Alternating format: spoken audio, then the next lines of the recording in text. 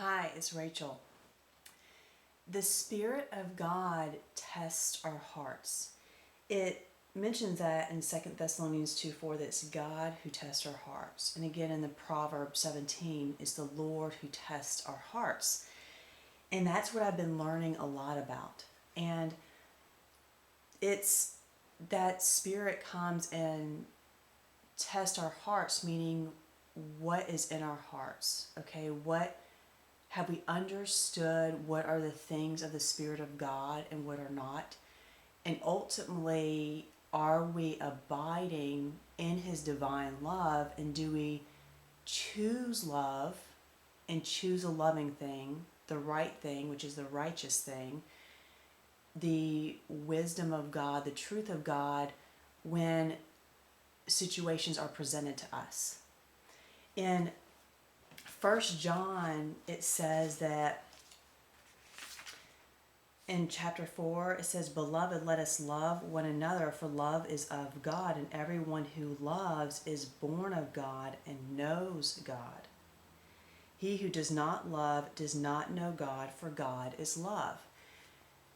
So that's what's tested, okay? Are you of the Spirit of God or are you not? And how you know is by, do you love or not? And as it says, "Beloved, if God so loved us, we also ought to love one another." So the love that we're giving, it's not what's defined by this world, okay? Self-preservation and obligation type of love, somehow for our own benefit, to make us look good, to make us feel good about ourselves. It's not a love that's just concerned about your comforts. And a lot of loves in the world, that's what they're about. Divine love is very different. And that's why I've been sharing in these different videos about what that love entails. It sees everything as significant. It, in the small decisions, it chooses what's loving to others.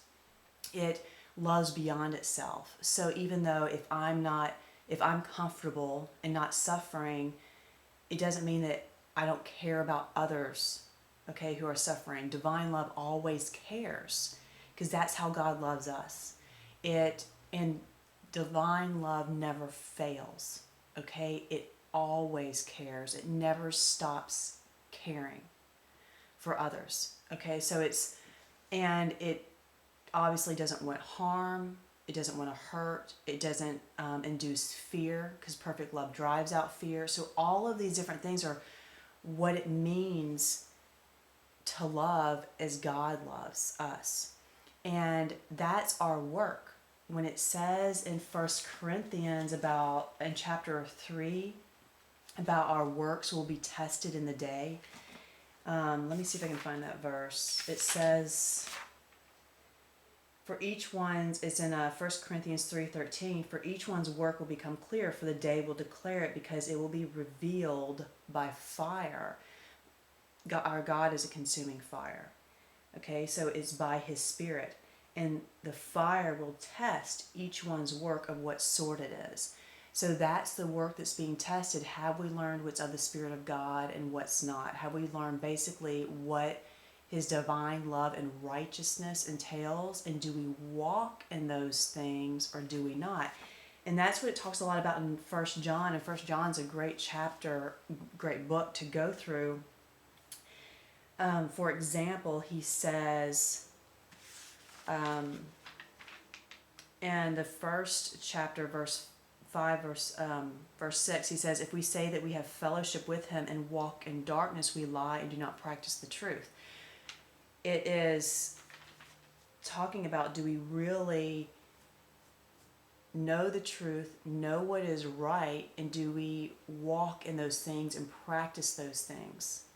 Okay? And again, those were about what does it mean to really abide in that loving kindness and that righteousness. And it says in that chapter 2, verse 29, "If you know that He is righteous, you know that everyone who practices righteousness is born of Him." So how do you know if you're born of Him? If you're practicing righteousness, which is doing the right thing, okay? It's not being controlled by other motives or passions or desires or lusts, but it's doing what the right thing is, which is loving rightly and abiding in that perfect love of God. And it says in verse 17 of chapter 3, but whoever has this world's goods and sees his brother in need and shuts up his heart from him, how does the love of God abide in him? My little children, let us not love in word or in tongue, but in deed and in truth. By this we know that we are of the truth and shall assure our hearts before him. So it is walking in the light, is walking in what loving kindness is walking in what righteousness is. And so that is our work, is to learn what that is. Because we've all been born into a world of darkness, we've been born blind, and that's why it's so important to seek that truth and be taught by the Spirit of truth, that inner counselor, so we truly know what this means, because God will test our hearts in these areas. And he does that by presenting different situations to us.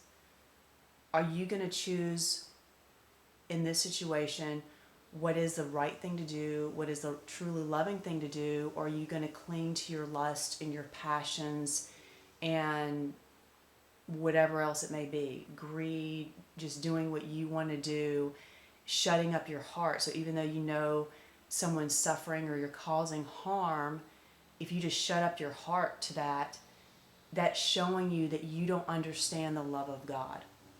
Okay, because if you have the love of God, like we read in John, then everything that you see is through that perspective of his perspective. You're viewing with eyes of light, which means you're viewing everyone in that loving kindness, which is the honor and the respect and the significance, and treating others as you want to be treated, caring for all of creation. All of these things are involved. That's why I've been talking a lot about the animals in that whole industry, because a lot of people are blind to it. I know I was, and that is an area that certainly is not at all in accordance with the Spirit of God. Okay, and I've shown how it's not, and so that's an example of how God comes in and tests our hearts. Okay, once you know that there's this suffering going on, are you going to still choose to shut up your heart to that suffering and choose your lusts? Okay, instead of, just because you want to eat those things or eat those animals, or are you going to choose what's loving, kind, and treat those animals in kindness and love as you want God to treat you, as you want others to treat you? So that's an example of how that testing is going to be coming. And we know certainly God does that throughout our seeking of him and our journey with him, because that's how we learn. We're presented with the situations, what do we do? And the Spirit of truth will correct us. If we are blind to it, if we're seeking what's truly loving, kind, and we don't do that, then the Spirit will correct us and will teach us in that. And so we learn, and so we grow by that. But the other thing is that if we're not learning by the Spirit, we just harden our hearts and we're not at all receptive to that testing. But we know in the end, when the transition of the ages happens, from this world being run by a kingdom of darkness, right, and deception and lies and greed, all those things, to a kingdom of righteousness, where the Spirit of righteousness and love and truth reign, that we're going to go through, as it says in that 1 Corinthians, a revealing of our hearts and a testing of our hearts. Okay, then that leads into the separation of the wheat and tares and those things. But this is what I'm learning, that's what this testing looks like. It's when you're presented with these different situations in your life. Are you choosing to walk in the light, in the wisdom of God, in the love of God, or are you not? And that shows you your work, because if you have truly been learning of that love, you want to love. You want to love perfectly, and so you will choose that. Okay? And so that's how your heart is revealed. That's how it's tested. And the other thing about this too is that God, this is why only God can really judge the hearts, because where we are right now in our level of understanding and our level of awareness, everyone is different. And so God knows exactly what spirit is seeking him, if it's hardening a heart, if it's turning away, if it's shutting up a heart, or if it just doesn't know. He knows all of that. He can see into the very secret places of our heart. So he's the only one that can truly test our heart. Okay? So this is something that is of his work. So all we can do is, for each one of us, is to continue to truly seek to be taught by his spirit and to learn what is of divine love, what is of truth, and to walk in those things and learn how to walk in those things in our life, in our choices, and what we're doing. And that understanding will build. And so everybody's at different places, and God knows what hearts are doing what. So that's why he's the one that tests our hearts, because he can see into that, because everybody is in different places. Okay, so again, it's the measure that you've been given, you'll be tested by. You see that in the different parables. People are giving different levels of faith. Some, like in the parable of the talents, they were given different amounts to be faithful with, because everybody's at different levels of understanding. Okay, so you are tested based on where you are in your understanding. But that's where God is the one to test all those things. So that's our part. And the other thing about this is that when you learn in the parable of the faithful and unfaithful servant in Luke 12, you see that the master comes home in an hour when people don't expect. Okay, and that's why we can't hold on to these images about what we think exactly this end time or transition into this new age is going to look like. And this is a perfect example, because it's the spirit that's coming, the fire, the light, the truth. And so there's going to be a time when it is that gathering, is that final, is that kind of judgment, this revealing and testing. Okay, and we don't know when hour that is. So I'm learning a lot about this, and I think it's very important, because regardless if this final revealing and testing has begun or not, we want to be aware, because that keeps us to be that faithful servant, to where we're always treating those under our care in love. Okay, and we're treating others well. And I'll probably go into other videos where God has been teaching me and showing me the differences of what's a part of his spirit and what is not. And I want to share these things with you, because again, there's been so much blindness and so much deception that a lot of times people just don't see it. Okay, and that's why I wanted to bring up, like with the animals. But in this parable of the faithful and unfaithful servant, right, it says that, first of all, it says, therefore, you also be ready, for the Son of Man is coming in an hour you do not expect. And that's the readiness, right? Is that blessed is the servant whom his master will find so doing when he comes. And that is being a wise steward, okay, whom God has put us over this earth, okay, over the animals, over so many different things, and how we treat others in our family, our children, our spouses. These are all people, and that are we learning to operate in love? And remember, love is without hypocrisy.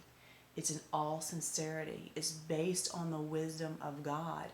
That's why, again, it's not just, okay, well, I'm going to be a loving person now, because again, the concept of love in this world has been very manipulated. There's a lot of deception and darkness, so you have to learn and seek that counsel of God in your individual situations about what is the right thing to do here, God.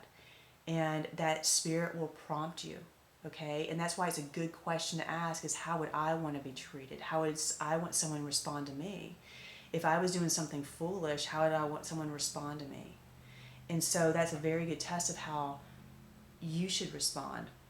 All right, but still, even in that, because we lack the vision and the awareness, and we have been blinded, that you want to always seek that counsel from God. And that's that spirit of truth that comes to you. That's exactly what He wants to teach you. Okay, so if you start seeking after that truth, after that righteousness, after that loving kindness, He will show you in your life. And so you'll learn. But back to this parable, it says in verse 12:45 of Luke, but if that servant says in his heart, my master is delaying his coming, and begins to beat the male and female servants, and to eat and drink and be drunk, the master of that servant will come on a day when he is not looking for him, in an hour when he is not aware, and he will cut him in two and appoint him his portion with the unbelievers.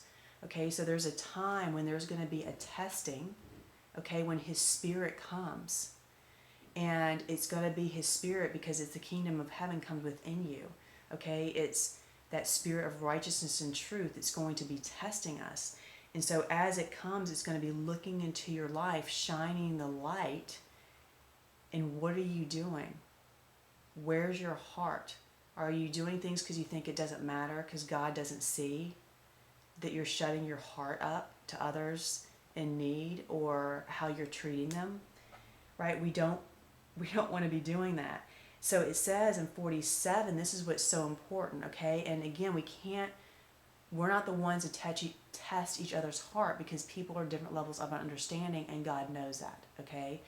Each one's been given different measures of faith, which is based on understanding. But it says, and that servant who knew his master's will, right? So if you know it's not good to cause suffering to others and cruelty or whatever it is, but you just continue to do that, it says, and did not prepare himself or do according to his will, shall be beaten with many stripes. It says, but he who did not know yet committed these things, deserving of stripes, shall be beaten with few. For everyone to whom much is given, from him much will be required. And to him much has been committed, of him they will ask the more. Okay, so the testing also, it has to do with our level of awareness. And again, God's the one that knows that. But this is so important, because that hour, it talks about the hour of visitation. That's when that Spirit comes and visits you, okay? And it's testing your heart, revealing to you situations, and what are you going to choose? Love or lust? To do the right thing or not to do the right thing? Are you going to choose a love of money or to love with your money? Are you going to choose to turn away from, looking at others in lust, and choose to love your wife and your husband? Or are you just going to say, well, it doesn't really matter, and feed into that lust? Okay, this is how God tests our hearts. All right, and then in Ephesians 2, let's see, Ephesians 5, okay, and this is why I'm bringing this up for this here, is starting in verse 1, it says, therefore be imitators of God as dear children, and walk in love. Again, not just saying it, but living it, okay, making the choices for love. As Christ also has loved us and given himself for us, an offering and a sacrifice to God for a sweet-smelling aroma. But fornication and all uncleanness or covetousness, let it not even be named among you, as it is fitting for saints. Okay? Neither filthiness, nor foolishness talking, nor coarse jesting, which are not fitting, but rather giving of thanks. For this you know, that no fornicator, unclean person, or covetous man, who is an idolater, has any inheritance in the kingdom of Christ and God. Let no one deceive you with empty words, For because of these things, the wrath of God comes upon the sons of disobedience. Therefore, do not be partakers with them. So certainly in the end, as this revealing and testing comes, we don't want to be found one that's engaging all these other things, okay, that is not walking in love and not walking and practicing righteousness, doing the right thing, doing the loving thing. We don't want to be deceived. And that's the other thing, is that a lot of religions have, and religious dogma has defined what is right and wrong for people, what is good and evil. As we learned, a lot of those leaders, okay, have not known the difference between holy and profane. So you want to go and not put your soul in man's hands. Okay, that's never a good place to leave it. But you want to put it into the Spirit of truth. And we've each been given access to that teacher, and that's and that internal teacher, that Spirit of truth, that Holy Spirit that teaches us all things.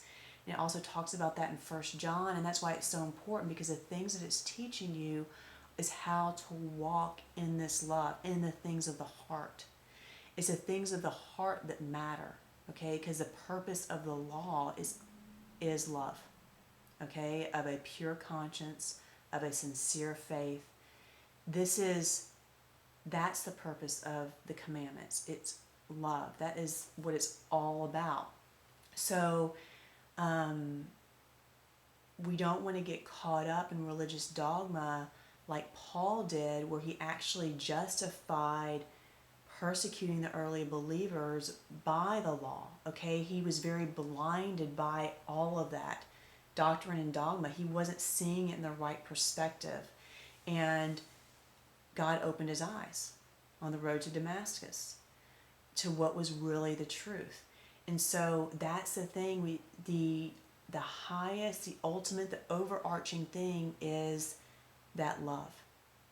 Okay, and so, but we, again, because that concept, that word's been so misused, abused, misapplied, misspoken, we have to learn what that really means. But that's why that inner teacher, and take your situations in your life, what does it mean to love in this situation? And if you will seek that diligently, if you'll seek that with an honest and sincere heart, he will lead you.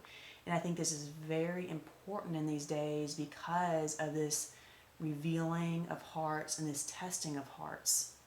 Because whenever that hour is, that our hour of our visitation, when that Spirit comes to us and tests our hearts, we want to know that we have learned of the Spirit of God. Okay? And again, you know that because you abide in love, because God is love. And you practice it, and you walk in it, and you're growing in it, and you're increasing in that, okay? And you're letting go of the ways of the world. That's one more verse that I wanted to share with you. From 1 John, it says in chapter 2:15, do not love the world or the things in the world. If anyone loves the world, the love of the Father is not in him. Okay, that's just the wisdom of the world, the way the world functions, the world systems. And again, that's a way to seek God. How can I not, what does that mean for you in your life and your choices, okay? For all that is in the world, the lust of the flesh, the lust of the eyes, and the pride of life is not of the Father, but is of the world. So this is a very important understanding to realize how God tests our hearts, okay, by presenting us with those situations, his Spirit. And do we choose his Spirit and the things in line with the Spirit and walk in those things? Or do we choose to walk in the ways of the world and feed our lust and shut up our hearts and turn a blind eye, or whatever it may be? Because the fire will reveal and test everyone's work. Everyone will be seasoned. Everyone will go through the fire.